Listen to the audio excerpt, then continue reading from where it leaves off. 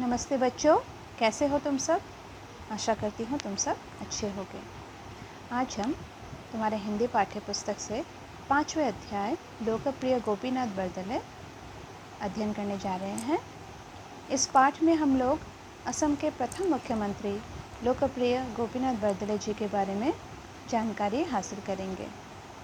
वो सिर्फ मुख्यमंत्री ही नहीं, स्वतंत्रता सेनानी भी रह चुके हैं और उनके योगदान की वजह से ही हमारा असम जो है वो चीन और पूर्वी पाकिस्तान का हिस्सा बनते बनते रह गया। और उन्होंने असम में हिंदी के प्रचार प्रसार के लिए बहुत कार्य किया, बहुत योगदान दिया। तो चलो उनके बारे में हम लोग पढ़ते हैं। शाम का समय है। बीनू अपने कमरे में बैठी है। वो बहुत परेशान है। उसे असम के किसी महान व्यक्ति पर निबंध लिखना है, पर वह कुछ लिख नहीं पा रही है। उसने दीदी विशाखा को अपनी परेशानी बताई। यह जो है बीनू नाम की लड़की जो है वो बहुत उदास है, बहुत परेशान है, क्योंकि उसे विद्यालय से गृह कार्य मिला है असम के किसी महान व्यक्ति पर निबंध लिखने का। निबंध का अर्थ समझते हो ना। निबंध का मतलब ऐसे होता है, किसी के बारे में विस्तार से लिखना। तो उसने अपनी परेशानी अपनी दीदी विशाखा को बताई। विशाखा ने मुस्कुराकर कहा, मैं तुम्हें एक व्यक्ति के बारे में बताती हूँ। वे महान व्यक्ति हैं लोकप्रिय गोपीनाथ बरदले जी। वे असम के प्रथम मुख्यमंत्री तथा राष्ट्रभाषा हिंदी के हितैषी थे। उनका जन्म 6 जून 1890 को नौगांव जिले के रोहा में हुआ था। उनके पिता का नाम डॉक्टर बुद्धेश्वर बरदले और माता का नाम प्राणेश्वरी देवी था। उनकी प्राथमिक शिक्षा रोहा में प्रारंभ हुई। वे एक मेधावी छात्र थे। उन्होंने सन 1907 में गुवाहाटी के कॉटन कॉलेजिएट स्कूल से प्रथम श्रेणी में मैट्रिक की परीक्षा पास की। उसके बाद कॉटन कॉलेज से उन्होंने IA की परीक्षा पास की। उच्च शिक्षा के लिए वे कोलकाता गए। वहाँ से उन्होंने BA, MA और वकालत की डिग्रियाँ प्राप्त की। तो यहाँ हमने देखा कि उनका जन्म कहाँ पे हुआ था, नौगांव के रोहा में हुआ था, वो भी 6 जून 1890 को।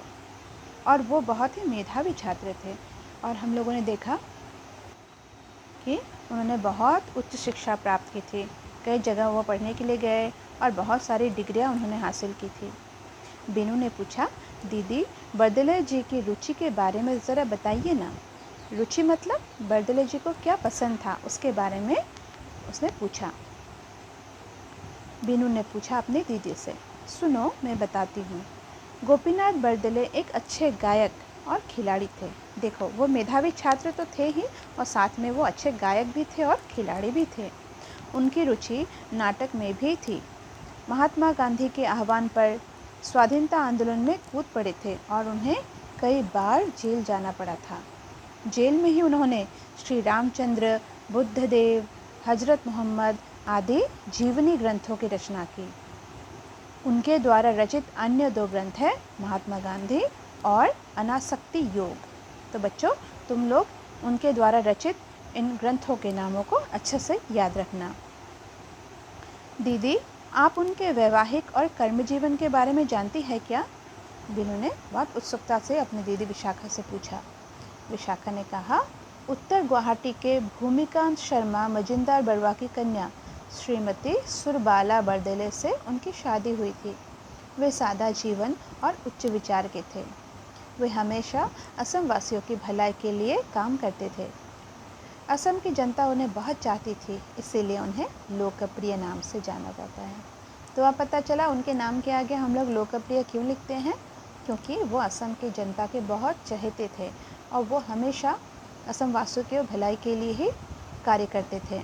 बहुत ही सादा जीवन था और बहुत ऊंचे विचारों वाले व्यक्ति थे वे। दीदी, बरदले जी ने हिंदी के लिए क्या क्या किया था? अच्छा, तो यह भी सुनो। बरदले जी ने 3 नवंबर 1938 को गुवाहाटी में असम राष्ट्रभाषा प्रचार समिति की स्थापना की थी। वे इस समिति के प्रथम अध्यक्ष थे। उनके प्रयास से सन 1948 में गुवाहाटी विश्वविद्यालय की स्थापना हुई। तो बच्चों, तुम लोगों ने नाम सुना होगा गुवाहाटी यूनिवर्सिटी का। तो उसकी स्थापना किनके प्रयास से हुई? लोकप्रिय गोपीनाथ बरदले जी के प्रयास से ही हुई, वो भी सन 1948 में।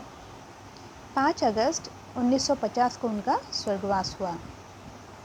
भारत सरकार ने सन 1999 में उन्हें मरणोपरांत भारत रत्न उपाधि से सम्मानित किया। भारत रत्न भारत की सबसे बड़ी उपाधि है, सबसे बड़ा सम्मान है, और ये उन्हें मरणोपरांत यानी कि मरने के उपरांत ही ये उनको सम्मान दिया गया। वाह दीदी, आपने बड़े संक्षेप में बरदले जी का संपूर्ण व्यक्तित्व प्रकट कर डाला। अब मैं इन पर एक सुंदर निबंध लिख सकती हूँ। तो बच्चों, थोड़ा और जानते हैं उनके बारे में। स्वाधीनता आंदोलन के दौरान भारतीय जनता ने हिंदी को राष्ट्रभाषा की पदवी दी थी। वस्तुतः भारतीय संविधान की 8वीं अनुसूची में सम्मिलित हिंदी, असमिया, बांग्ला, तमिल आदि सभी 22 भाषाएं राष्ट्रीय भाषाएं हैं। संविधान के 343वें अनुच्छेद में हिंदी को भारत की राजभाषा यानी प्रशासनिक कामकाज की भाषा के रूप में स्वीकार किया गया है। तो हम देखेंगे कि हमारे संविधान में 8वीं अनुसूची के तहत जो 22 भाषाएं सम्मिलित हैं, वे सारी भाषाएं राष्ट्रीय भाषाएं हैं और हिंदी जो है वो राजभाषा है। इस बात को तुम लोग याद रखना। ये देखो, एक चित्र है यहाँ पे बरदले जी के परिवार के साथ, है ना। तो इस पाठ को तुम लोग अच्छे से अध्ययन करो।